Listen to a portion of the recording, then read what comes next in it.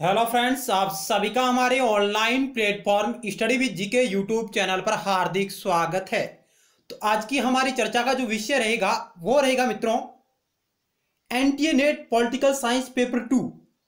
और इस पेपर 2 है एनटीए का पॉलिटिकल साइंस का। इसकी इकाई 2 है जो पाश्चात्य राजनीतिक विचारक, यानी राजनीतिक विचारक इकाई 2, जिसके अंतर्गत प्रमुख विचारक दिए गए हैं, जिनमें से हन्ना अरेंट एक महिला दार्शनिक है, एक विचारक है। हमारी जो इकाई 2 है जिसमें 2 महिला विचारक है, एक तो है आपकी हन्ना अरेंट और दूसरी है आपकी मेरी वोलेस्नोक्राफ्ट। यानी जो हम पाश्चात्य राजनीतिक विचारों के अंदर इस परीक्षा में अध्ययन करते हैं, उनमें उन दार्शनिकों में सिलेबस के अनुसार हन्ना अरेंट और मेरी वोलेस्नोक्राफ्ट 2 महिला दार्शनिक राजनीतिक विचारक है। तो आज की हमारा जो लेक्चर रहेगा वो रहेगा हन्ना अरेंट के ऊपर। हन्ना अरेंट से संबंधित महत्वपूर्ण की नोट, फैक्ट, एमसीक्यू क्विज, इन तीनों पर हम बात करेंगे इसी वीडियो सीरीज के अंतर्गत। इससे पहले हमने मेरी वोलेस्नोक्राफ्ट के ऊपर भी चर्चा कर चुके हैं। यदि आपने उस लेक्चर को नहीं देखा तो आप उसे भी जरूर देखिएगा। आप हमारे YouTube channel study with GK की प्लेलिस्ट पर विजिट कर सकते हैं, जहां आपको अलग अलग टॉपिक वाइज अलग अलग प्ले लिस्टों के माध्यम से आपको संपूर्ण वीडियो सीरीज उपलब्ध है, वहां मिल जाएगी मित्रों। तो आइए शुरुआत करते हैं। यदि आपको हमारे द्वारा किया जा रहा प्रयास अच्छा लग रहा हो तो आपसे लाइक जरूर करिएगा और कमेंट बॉक्स के माध्यम से अपने अमूल्य सुझाव भी दीजिएगा और अपने मित्रों के साथ शेयर करना भी नहीं भूलिएगा। व्हाट्सएप, टेलीग्राम, फेसबुक इत्यादि लिंक वहां शेयर करिएगा।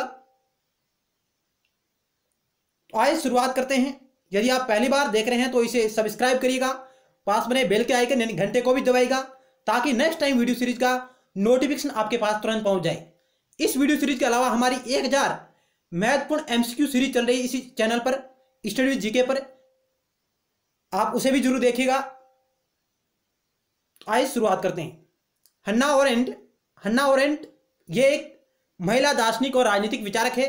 जर्मनी और अमेरिका की महिला दार्शनिक और राजनीतिक विचारक है। अब दोनों कंट्री का नाम क्यों आया है मित्रों? क्योंकि पहले ये जर्मनी का नागरिकता इन्हें प्राप्त थी। शुरुआत में इनका जन्म है जो जर्मन साम्राज्य में हुआ था, जर्मन कंट्री में हुआ था, और उसके बाद इन्होंने जर्मनी को छोड़ दिया और फिर यूएसए चली गई और फिर उन्होंने यूएसए की नागरिकता प्राप्त कर ली। इसलिए इन्होंने दोनों जगह रहकर कार्य संपादित किया है, इसलिए इसे जर्मन अमेरिकी महिला दार्शनिक एवं राजनीतिक विचारक कहा जाता है मित्रों। तो आइए इनके बारे में और क्या महत्वपूर्ण फैक्ट है उनके बारे में चर्चा करेंगे नेक्स्ट स्लाइड पर।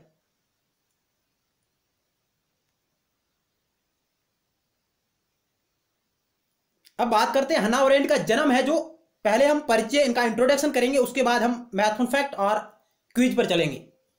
तो इनका जन्म कब हुआ? 1906 में। कहां पर होता है? जर्मनी में होता। और जर्मनी में कहां पर होता है? तो जर्मनी का जो यहूदी परिवार है वहां पर इस हन्ना अरेंट महिला का जन्म होता है मित्रों। ये आप फैक्ट नोट करिएगा। और इनकी मृत्यु कब हुई? तो 1975 1975 में इनकी मृत्यु हो जाती है। और मृत्यु कहां होती है? न्यूयॉर्क, अमेरिका में। यूएसए में इनकी मृत्यु हो जाती है, न्यूयॉर्क, अमेरिका। हन्ना अरेंट बल्यूचर, हन्ना अरेंट को हन्ना अरेंट बल्यूचर के नाम से भी जाना जाता है। ये इनका उपनाम है मित्रों। हन्ना अरेंट को बल्यूचर के नाम से भी जाना जाता है। अब बल्यूचर क्यों कहा जाता है? ये बल्यूचर कौन है? तो ये बल्यूचर हन्ना अरेंट के पति का नाम है। बल्यूचर हन्ना अरेंट के पति का नाम है।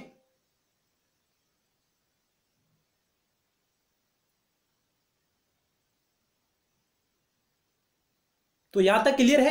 हन्ना अरेंट को 2 शादियां करनी पड़ी थी।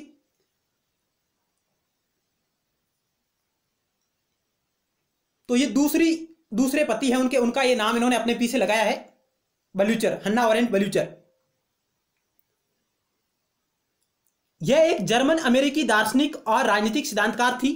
अधिनायकवाद से लेकर महामारी विज्ञान तक के विषयों पर उनकी कई पुस्तकों और लेखों का राजनीतिक सिद्धांत पर स्थायी प्रभाव रहा। यानी इन्होंने अधिनायकवाद, स्वराधिकारवाद, इन विषयों पर बखूबी से लिखा।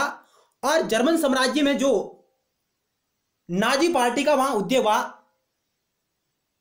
जहां पर हिटलर का जो शासन था, तानाशाही शासन, उनके बारे में इन्होंने खूब लिखा और उसके शासन की इन्होंने गंभीरतापूर्वक आलोचना की थी। अरेंट को व्यापक रूप से 20वीं शताब्दी के सबसे महत्वपूर्ण राजनीतिक दार्शनिकों में से एक माना जाता है। ये एक महिला दार्शनिक है।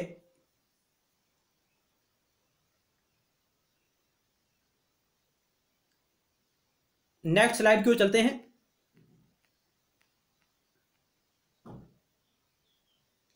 हन्ना अरेंट ने अपने साहित्य में उन्होंने मानव समाज में शक्ति, राजनीति, अधिनायकवाद आदि के मुद्दों को सैद्धांतिक विवरणों की व्याख्या की। यानी उन्होंने मानव समाज में शक्ति के बारे में, राजनीति के बारे में, अधिनायकवाद के बारे में, इन मुद्दों पर सैद्धांतिक विवरणों की व्याख्या प्रस्तुत की।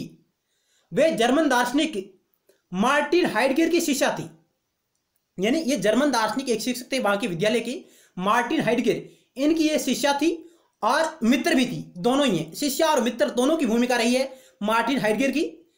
उनका जन्म जर्मनी में एक यहूदी में हुआ था। यानी हन्ना अरेंट का जो जन्म कहाँ हुआ, तो वह जर्मनी के यहूदी परिवार में हुआ था और वे स्वयं यहूदी नरसार की साक्षी बनी। अब ये बात यहाँ क्यों आ रही कि वह स्वयं यहूदी परिवार में जन्मती है और यहूदी परिवार के नरसार की वो साक्षी बनती है? क्योंकि मित्रों, जब द्वितीय युद्ध का समय चल रहा था, सेकेंड वर्ल्ड वॉर चल रहा था, उस वक्त जर्मनी में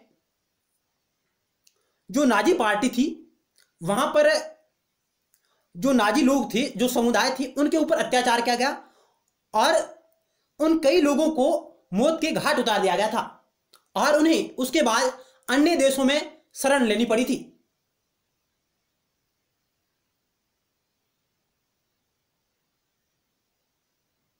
इस प्रकार इनके ऊपर भी आरोप लगाए गए क्योंकि इन्होंने उस नाजी पार्टी थी, जो नाजी शासन व्यवस्था थी, जो तानाशाही शासन व्यवस्था थी, उसके खिलाफ इन्होंने कई पुस्तकों के माध्यम से एक आंदोलन बनाया, लोगों को जागरूक किया था।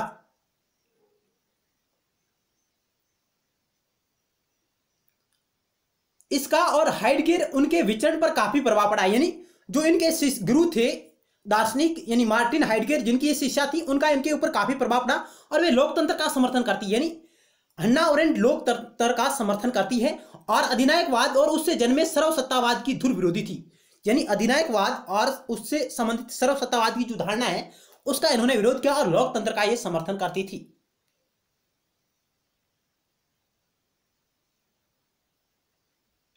अब ये हन्ना अरेंट के बारे में एक बात है कि आप एक कल्पना कीजिए, एक यहूदी शरणार्थी की कल्पना कीजिए कि आप 1930 के दशक में जर्मनी में रहने वाली एक युवा यहूदी महिला है। आप ये कल्पना कीजिए कि एक यहूदी शरणार्थी की कल्पना कीजिए कि आप 1930 के दशक में जर्मनी में रहने वाली एक युवा यहूदी महिला है और एक प्रोफेसर के रूप में रोजगार प्राप्त करने में असमर्थ होने पर, यानी आप वहां रोजगार प्राप्त करना चाहते हैं लेकिन आपको रोजगार नहीं मिल रहा है और फिर आप वहां पर कई पुस्तकों का संपादन करते हैं उस शासन के खिलाफ, शासन व्यवस्था के खिलाफ, फिर आपको गिरफ्तार कर लिया जाता है और यहां तक कि गेस्टापो द्वारा थोड़ी देर के लिए जेल में भी डाल दिया जाने के बाद, यानी हन्ना अरेंट को जेल में डाल दिया गया था और आप नाजी उत्पीड़न से बचने के लिए पेरिस भाग गई। अब देखो इनके ऊपर अत्याचार हो रहा था उस वक्त, यानी लगभग 1900, यानी द्वितीय विश्व का टाइम पीरियड था, उसके दौरान हन्ना अरेंट के ऊपर अत्याचार किया जा रहा था क्योंकि यह उग्र आंदोलन खड़ा कर दिया था नाजी पार्टी के खिलाफ इन्होंने। तो इनके ऊपर जो भी अत्याचार किया जा रहा था, इनकी पुस्तकों को प्रकाशित नहीं होने दिया जा रहा था, तब इन्होंने एक रास्ता ढूंढा और यह पेरिस भाग गई। यानी नाजी पार्टी के उत्पीड़न और उनके अत्याचारों से बचने के लिए हन्ना अरेंट ने एक तय किया और ये कहां चली गई? यह पेरिस यानी फ्रांस चली गई थी मित्रों। द्वितीय विश्व युद्ध के दौरान हन्ना अरेंट नाजी शासन व्यवस्था से बचने के लिए कहां चली गई? फ्रांस यानी पेरिस चली गई थी। वहां पर इन्होंने कुछ समय बिताया। 1937 का टाइम पीरियड है जब यह जर्मनी से निकल जाती है पेरिस की तरफ और पेरिस भाग गई और बाद में आप संयुक्त राज्य में पहुंच गई, यानी यूएसए में चलेगी और कुछ समय तक ही पेरिस फ्रांस में रही और उसके बाद वहां से यह अमेरिका चली गई, न्यूयॉर्क में चली गई थी मित्रों।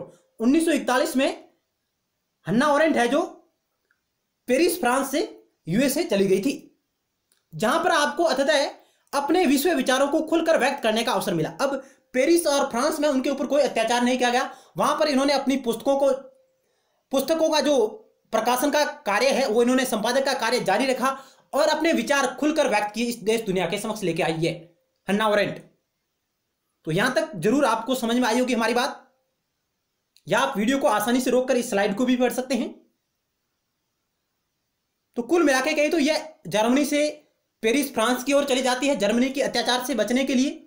कुछ समय के लिए पेरिस में रहती है और उसके बाद 1941 में अमेरिका चली जाती है और मृत्यु तक अमेरिका यानी न्यूयॉर्क शहर में ही वहां रहती है और उसको वहां नागरिकता प्राप्त हो जाती है। अब यहां हन्ना अरेंट का एक कथन आता है, हो सकता है यह परीक्षा की दृष्टि से महत्वपूर्ण हो। मैं उन लोगों के लिए नहीं लिखती जो पढ़ते हैं, मैं खुद के लिए लिखती हूं। ये उन्होंने कहा था कि मैं उन लोगों के लिए नहीं लिखती जो पढ़ते हैं, मैं खुद के लिए लिखती हूं। इससे आप अंदाजा लगा सकते हैं कि वह बिना किसी बाधा और पूर्वग्रह के सोचती, थिंकिंग विदाउट बॉर्डर्स, यानी उसके ऊपर किसी भी प्रकार की सीमा नहीं थी। वह अपने खुलकर अपने विचारों को दुनिया के सामने पेश कर रही थी। तो यह उसका एक कथन है, आपकी एक नजर इस पर होनी चाहिए। हम आगे और महत्वपूर्ण सवालों के बारे में और महत्वपूर्ण फैक्ट के बारे में चर्चा करेंगे। चलते हैं नेक्स्ट स्लाइड की ओर। अब हम बात करते हैं हन्ना अरेंट की जो प्रमुख कार्य है उनके ऊपर। हन्ना अरेंट की प्रसिद्ध रचना द ओरिजिन ऑफ टोटलिटेरियनिज्म 1951, ये इनकी पुस्तक है। अधिनायकवाद की मूल, जिसमें उन्होंने नाजियों और स्टालिन के संदर्भ में शक्ति पर चर्चा की है। यानी जो नाजी व्यवस्था थी और स्टालिन का जो शासन व्यवस्था थी उसके बारे में इन्होंने, उनकी शक्तियों और उनका जो एक शासन था उनके बारे में इन्होंने इस पुस्तक में चर्चा की है। और चर्चा क्यों की है? क्योंकि ये दोनों ही पश्चिमी दुनिया के शत्रु थे। यानी स्टालिन और नाजी है, ये दोनों ही पश्चिमी दुनिया के शत्रु थे और इसलिए हन्ना अरेंट पर इन्होंने आरोप लगाया कि शीत युद्ध के विचारक होने का आरोप लगाया गया कि हन्ना अरेंट है ये शीत युद्ध की विचारक है और उनका समर्थन करती है शीत युद्ध का, और अमेरिका और इनका समर्थन करी है। इसके ऊपर इन्होंने हन्ना अरेंट के ऊपर यह आरोप भी लगाया। यानी हन्ना अरेंट पर शीत युद्ध की विचारक होने का आरोप लगाया क्योंकि इन्होंने इस नाजी शासन व्यवस्था और स्टालिन के संदर्भ में इन्होंने जो एक शक्ति के रूप में जो कार्य किया, अत्याचार किया, जो इनकी शासन व्यवस्था थी उनके बारे में काफी कुछ लिखा है।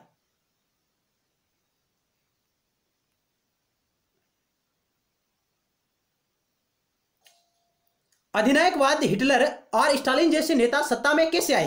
यानी इस पुस्तक में इन्होंने कहा कि अधिनायकवाद हिटलर और स्टालिन जैसे नेता सत्ता में कैसे आए, यानी राजनीति में इनका कदम किस प्रकार रखा, यह समझने की उनकी खोज में अरेंट ने 1951 में लिखी अपनी पहली पुस्तक the origin of totalitarianism.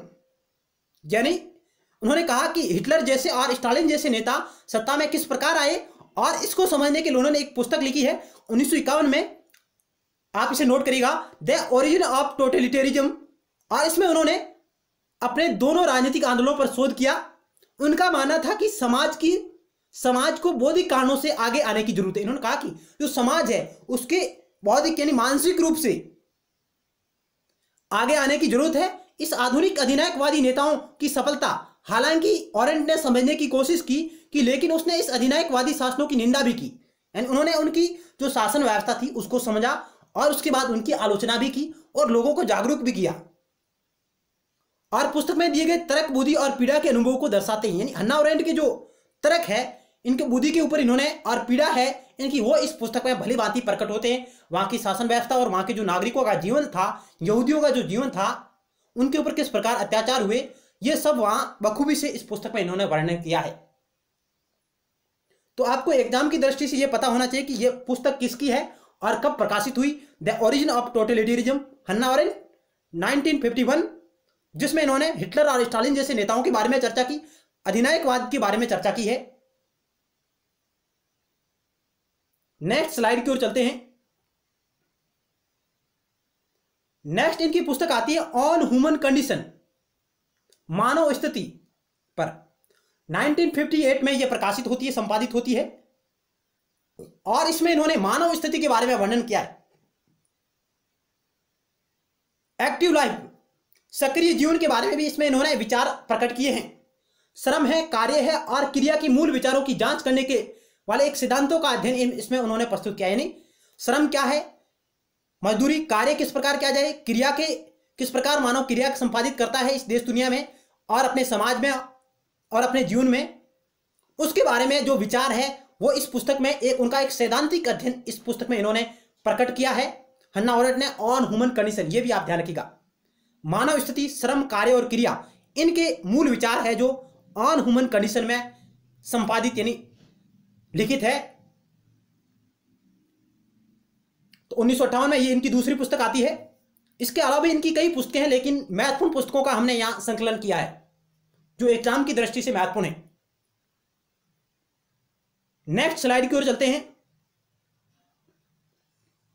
Hannah aren't के अन्य कार्यों में, अन्य पुस्तकों की यदि बात करें तो पास्ट एंड फ्यूचर 1961 में संपादित होती है, प्रकाशित होती है, पास्ट एंड फ्यूचर।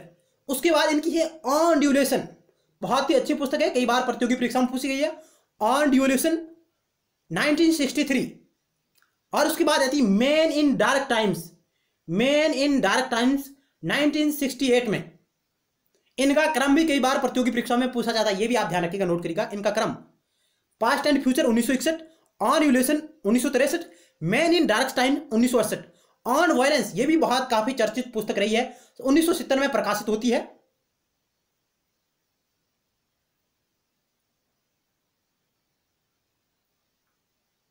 और उसके बाद crisis of the Republic, crisis of the Republic 1972 में यह पुस्तक भी इनकी प्रकाशित होती है। अब हन्ना अरेंट की क्या है, 1975 में मृत्यु हो जाती है न्यूयॉर्क में एक बीमारी के कारण।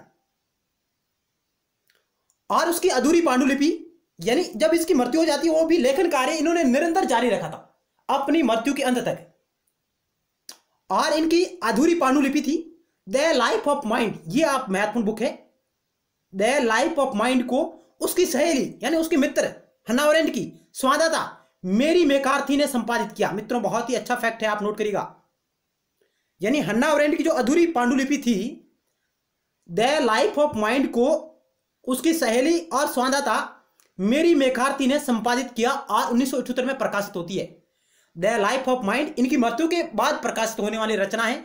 इनकी मृत्यु के 3 साल बाद प्रकाशित होती है। मृत्यु हो जाती है 1975 में और उसके बाद 1978 में इनकी पुस्तक प्रकाशित होती है द लाइफ ऑफ माइंड। किसने पूरा किया, मेरी मैकार्थी ने। कौन थी, उसकी सहेली और संवाददाता थी।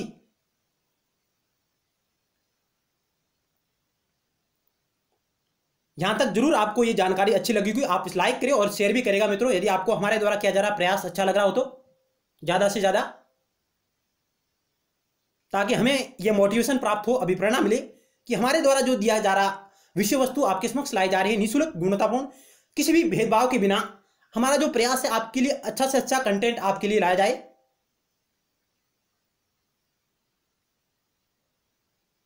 तो नेक्स्ट स्लाइड की ओर चलते हैं। यहां तक हमने बात की है हन्ना अरेंट के बारे में।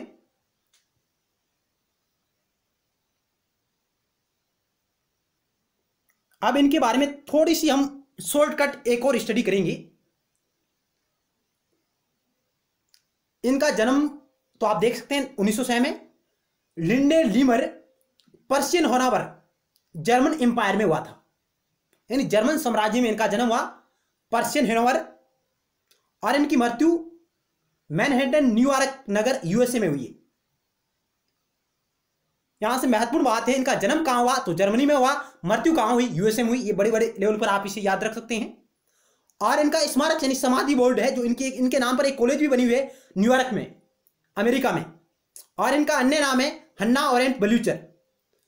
अब इनका जन्म 1906 में हुआ तो इन्हें नागरिकता कहां की प्राप्त हुई थी, जन्म से ही जर्मनी की नागरिकता प्राप्त हुई। और 1906 से 1937 तक इनको जर्मनी की नागरिकता प्राप्त रही, क्योंकि 1937 में यह जर्मनी को छोड़ देती है नाजी पार्टी के अत्याचार के कारण, और उसके ऊपर आरोप लगे, उसके कारण जर्मनी को छोड़कर यह 1937 से 1941 की अवधि तक यह पेरिस फ्रांस में रहती है और राज्यविहीन हो जाती है, यानी कोई भी नागरिकता नहीं इसके पास। पेरिस में रहती है इस अवधि के लिए। 1937 से 1941 तक कहां रहती है, पेरिस यानी फ्रांस में रहती है और वहां पर कुछ कार्य करती है। और इसके बाद 1941 में अमेरिका चली जाती है और अमेरिका में इसे 1950 से नागरिकता प्राप्त हो जाती है, यानी दूसरी नागरिकता इसे कहां मिली, यूएसए में मिली। यूएसए की नागरिकता इन्हें प्राप्त है और फिर यह अंत तक यानी मृत्यु तक यूएसए में ही रहती है।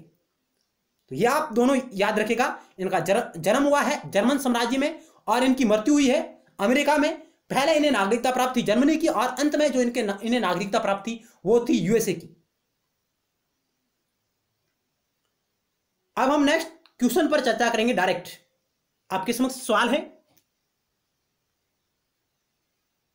यदि आपने अभी तक इस टॉपिक को नहीं पढ़ा तो आप इस टॉपिक को भी जरूर पढ़िएगा, आपके पास जो भी विषय वस्तु उसके आधार पर। और इन सवालों को जब भी आप पढ़ाई करते तो आप प्रत्येक लाइन से अपना सवाल बनाएगा, प्रत्येक लाइन से प्रत्येक टॉपिक से अपने आप में सवाल खड़े करिएगा, यहां से किस प्रकार के सवाल बन सकते हैं। तो यहां पहला सवाल आपकी स्क्रीन पर रहा, अपनी दीनहीन सुनवाई के दौरान हन्ना अरेंट ने किस दार्शनिक से बात की थी। अब दीनहीन सुनवाई का मतलब है कि जब इनके ऊपर, जब ये जर्मनी में थी, जब इनके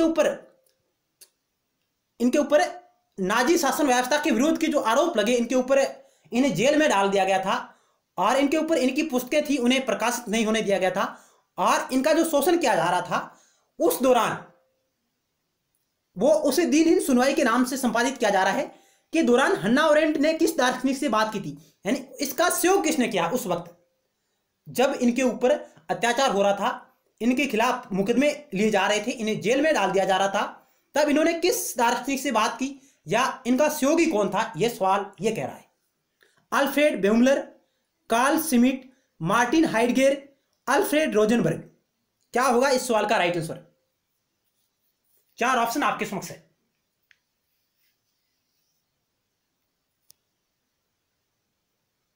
तो इस सवाल का ऑप्शन आपका 3 राइट होगा, मार्टिन हाइडगेर, जो एक महिला दार्शनिक, एक शिक्षिका थी और इनकी मित्र भी थी और हन्ना अरेंट इसकी क्या है, शिष्या है। मार्टिन हाइडगेर की हन्ना अरेंट क्या है, शिष्या है और मित्र और शिष्या दोनों रूपों में इनकी भूमिका रही है मार्टिन हाइडगेर की। तो उन्होंने इनको सहायता प्रदान की थी, इनके विचारों को इन्होंने और प्रोत्साहित किया था मार्टिन हाइडगेर ने। ऑप्शन आपका 3 राइट होगा। नेक्स्ट स्लाइड की ओर चलते हैं। 2 नंबर आपके समक्ष क्वेश्चन रहा, हन्ना अरेंट की कौन सी पुस्तक मरणोपरांत प्रकाशित हुई थी। बहुत ही अच्छा सवाल है। अधिनायकवाद की उत्पत्ति, मानव स्थिति, हिंसा पर on violence, the life of the mind. Hannah Arendt की कौन सी पुस्तक उनकी मृत्यु के बाद प्रकाशित हुई, यह रहा सवाल आपकी स्क्रीन पर।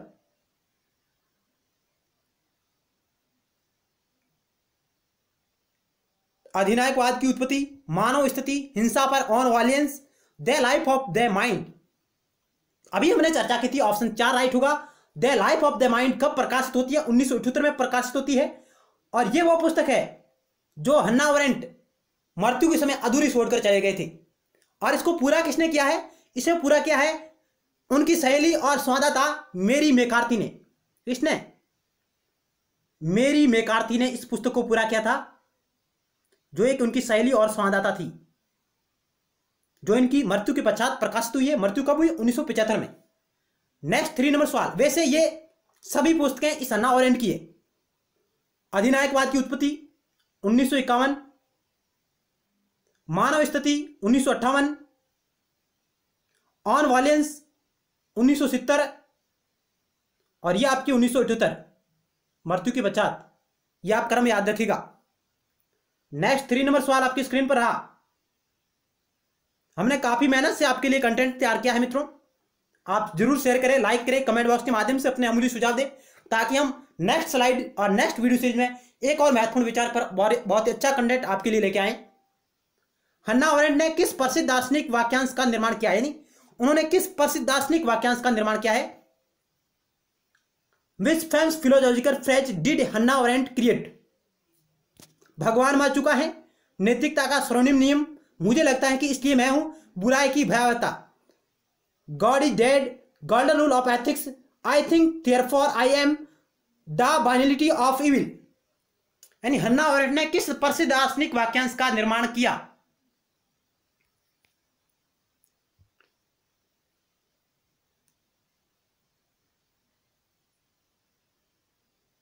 तो 3 नंबर सवाल का क्या होगा राइट आंसर, आप चयन कीजिएगा।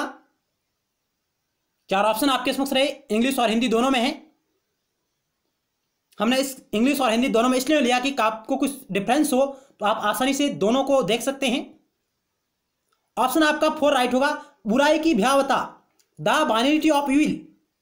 द बाइनरिटी ऑफ इविल शब्द, इस शब्दावली का इन्होंने प्रयोग किया दार्शनिक वाक्यांश का, यह कथन उन्होंने उपयोग में किया था। यह उन्होंने क्यों किया था इसके बारे में हम थोड़ा आगे बात करेंगे। नेक्स्ट सवाल आपके समक्ष रहा, इनकी एक पुस्तक आती है, तो ऑप्शन इस क्वेश्चन का आपका 3 राइट सॉरी 4 राइट होगा। बुराई की भयावता इस शब्दावली का इन्होंने प्रयोग किया है हन्ना ओरेंट ने। नेक्स्ट सवाल आपके समक्ष रहा 4 नंबर आपकी स्क्रीन पर। हन्ना ओरेंट ने निम्न में से किसको मानव प्रकृति के लिए मौलिक माना था? हन्ना ओरेंट ने निम्न में से किसको मानव प्रकृति के लिए मौलिक माना है? सक्रिय जीवन, अधिनायकवाद, उत्पीड़न, साम्राज्यवाद। बहुत ही अच्छा सवाल है मित्रों। हन्ना ओरेंट ने निम्न में से किसको मानव प्रकृति के लिए मौलिक माना है? सक्रिय जीवन, अधिनायकवाद, उत्पीड़न, साम्राज्यवाद। क्या होगा 4 नंबर सवाल का राइट आंसर? आप गैस करें।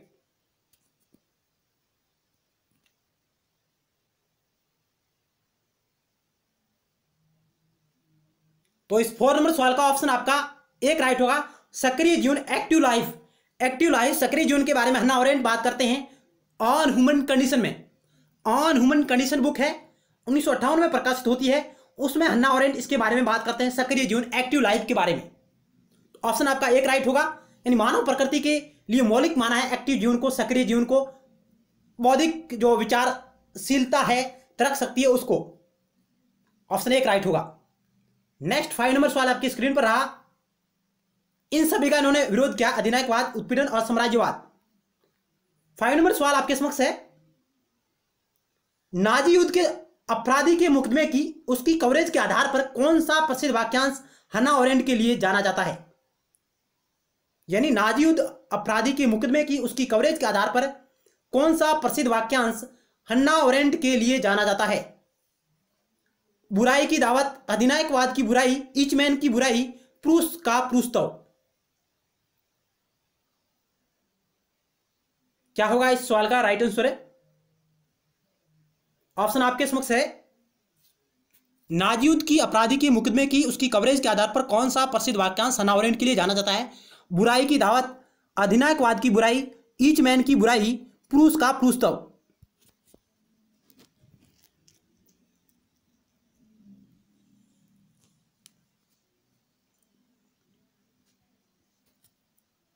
तो गैस करिएगा आप 5 नंबर सवाल का राइट आंसर है। 4 ऑप्शन आपके समक्ष रहे। तो इस सवाल का ऑप्शन आपका एक राइट होगा, बुराई की दावत। बुराई की दावत। नाजी युद्ध अपराधी के मुकदमे की उसकी कवरेज के आधार पर कौन सा प्रसिद्ध वाक्यांश हन्ना ओरेंट के लिए जाना जाता है? बुराई की दावत। इस शब्दावली का इन्होंने प्रयोग किया था। ऑप्शन आपका एक राइट होगा। नेक्स्ट स्लाइड की ओर चलते हैं। नेक्स्ट स्लाइड आपकी स्क्रीन पर रही। ये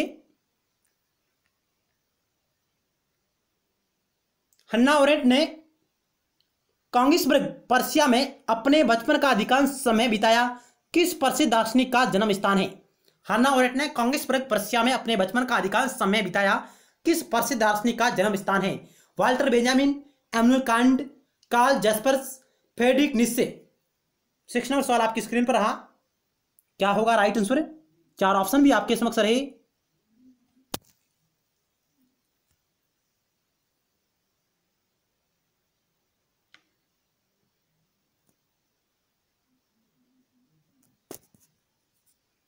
इस सवाल का ऑप्शन आपका 2 राइट होगा, इमैनुएल कांट। इमैनुएल कांट है, उनका ये जन्म स्थान है कांगिसबर्ग पर्शिया, जहां पर इनका हन्ना ओरेंट का भी वहां पर काफी समय गुजरा था बचपन का। ऑप्शन आपका 2 राइट होगा, option 2 Immanuel Kant. Next question की ओर चलते हैं। 7 नंबर आपकी स्क्रीन पर रहा। हन्ना ओरेंट के लिए वह कौन सा वर्ष है जिसमें अमेरिका गई? यानी किस वर्ष यह अमेरिका चली गई थी हन्ना ओरेंट? 1935, 1938, 1941, 1945। 7 नंबर सवाल आपकी स्क्रीन पर रहा। तो 7 नंबर सवाल का ऑप्शन आपका 3 राइट हुआ। 1941 में ये यूएसए चली गई थी, यूएसए। और 1937 में ये पेरिस फ्रांस चली गई थी। 1937 में पेरिस फ्रांस चली गई, जर्मनी से पेरिस चली गई फ्रांस 1937 में। और उसके बाद 1937 से 1941 तक पेरिस में रहती है और 1941 में ये अमेरिका चली जाती है। और फिर 1950 में इसे अमेरिका की नागरिकता प्राप्त हो जाती है और फिर यह न्यूयॉर्क शहर में बस जाती है और फिर यह आजीवन यानी मृत्यु तक 1975 तक मृत्यु तक अमेरिका में ही रहती है और वहां पर अपना कार्य संपादित करती है। नेक्स्ट सवाल आपकी स्क्रीन पर रहा। ये निम्नलिखित में से कौन हन्ना ओरेंट विद्वान के कामों में से एक नहीं है? यानी हन्ना ओरेंट के जो पुस्तकें हैं उनमें से कौन सी एक नहीं है? निम्नलिखित में से कौन हन्ना ओरेंट विद्वान के कामों में से एक नहीं है। Man of dark times, being and time, मानव स्थिति, Eichmann in Jerusalem, a report on the banality of evil. इस क्वेश्चन के बारे में हम पहले जो हमारी 1000 MQ सीरीज चली उसमें हमने थोड़ा बहुत इनके बारे में चर्चा की थी। आज एक बार पुनः इसके बारे में चर्चा करते हैं। हन्ना ओरेंट की जो ये पुस्तकें हैं उनका कार्य है, इनमें कौन सी हन्ना ओरेंट की कृति नहीं है जिस पर हन्ना ओरेंट ने कार्य नहीं किया है। Man of dark times, being and time, मानव स्थिति, Eichmann in Jerusalem, a report on the banality of evil.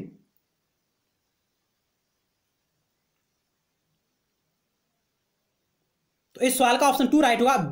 Being and time यह हन्ना ओरेंट की पुस्तक नहीं है, सही नहीं है। बाकी मैन ऑफ डार्क टाइम यह 1978 में प्रकाशित होती है।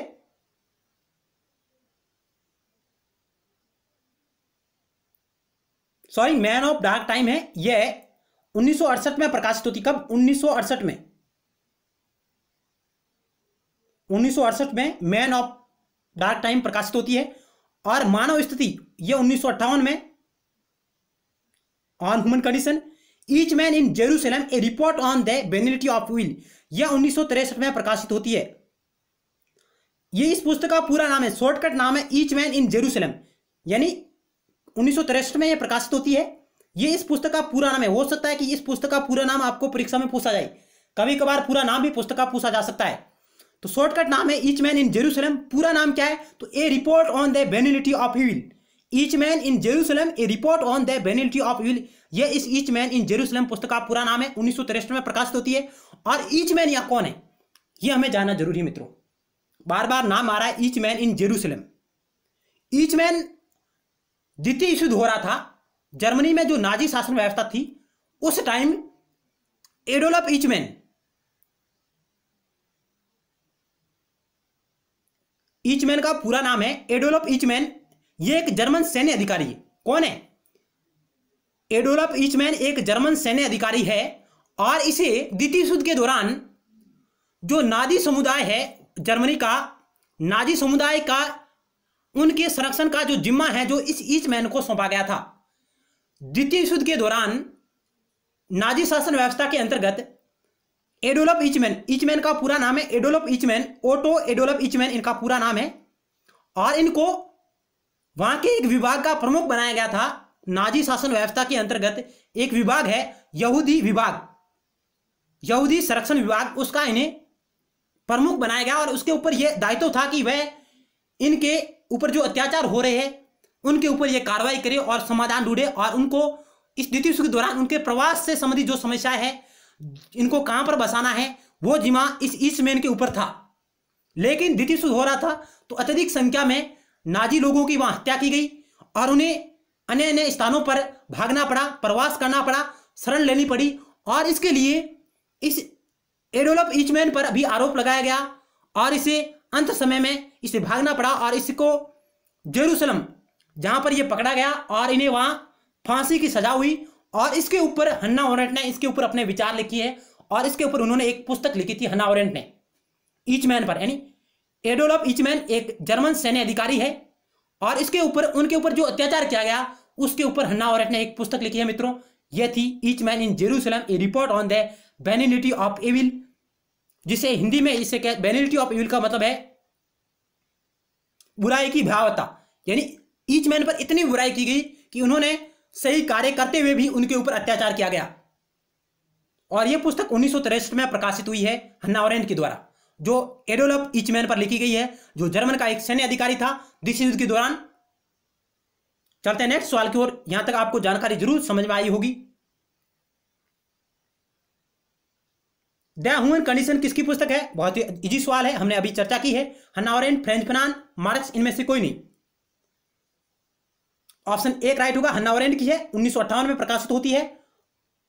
मानव स्थिति, द ह्यूमन कंडीशन और एक्टिव लाइफ के बारे में इसमें चर्चा करता है हन्ना ओरेंट, सक्रिय जीवन के बारे में। नेक्स्ट सवाल 10 नंबर आपकी स्क्रीन पर रहा है। ये हन्ना ओरेंट को ना तो उदारवादी विचारक कहा जाता है ना इन्हें समाजवादी विचारक। नेक्स्ट रीजन है आर है, हन्ना ओरेंट के विचारों को राजनीतिक सिद्धांत के परंपरागत श्रेणियों में विभाजित नहीं किया जा सकता। ए आर दोनों सत्य हैं, सही व्याख्या है। ऑप्शन बी ए आर सत्य है लेकिन सही व्याख्या नहीं है। ए सत्य परंतु आर असत्य है। ए सत्य परंतु आर सत्य है। क्या होगा? कथन और कारण आपके समक्ष है। राइट ऑप्शन का आपको चयन करना है मित्रों। ऑप्शन ए कह रहा है कि हन्ना अरेंट को ना तो उदारवादी विचारक कहा जाता है, ना इन्हें समाजवादी विचारक कहा जाता है। क्या ये सही है या गलत है, ये आप डिसाइड करेंगे। और रीजन है, हन्ना अरेंट के विचारों को राजनीतिक सिद्धांत के परंपरागत श्रेणियों में विभाजित नहीं किया जा सकता।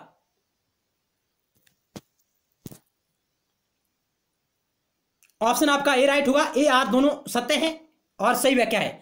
आप साधारण शब्दों में समझ सकते हैं कि ऊपर कह रहा है कि हन्ना अरेंट को ना तो उदारवादी विचारक कहा जाता है, ना इन्हें समाजवादी विचारक कहा रहा है, यानी इन्हें किसी भी प्रकार का विचार होने का श्रेय नहीं दिया जा रहा है, इन्हें परंपरागत श्रेणियों में विभाजित नहीं किया जा रहा है। तो ऑप्शन कथन आर है, यह भी सही है कि हन्ना अरेंट के विचारों को राजनीतिक सिद्धांत के परंपरागत श्रेणियों में विभाजित नहीं किया जा सकता है, क्योंकि उन्हें उदारवादी विचारक भी नहीं कहा जा रहा है और न ही उन्हें समाजवादी विचारक कहा जा रहा है। तो मित्रों, आज हमने हन्ना अरेंट के बारे में महत्वपूर्ण कीनोट, फैक्ट एंड क्विज के बारे में चर्चा की। आपको हमारे द्वारा किया जा रहा प्रयास किस प्रकार लगा, आप अपने अमूल्य सुझाव कमेंट बॉक्स के माध्यम से दीजिएगा। मिलते हैं नेक्स्ट टाइम एक नए टॉपिक के साथ और महत्वपूर्ण सवालों के साथ। धन्यवाद। जय भारत।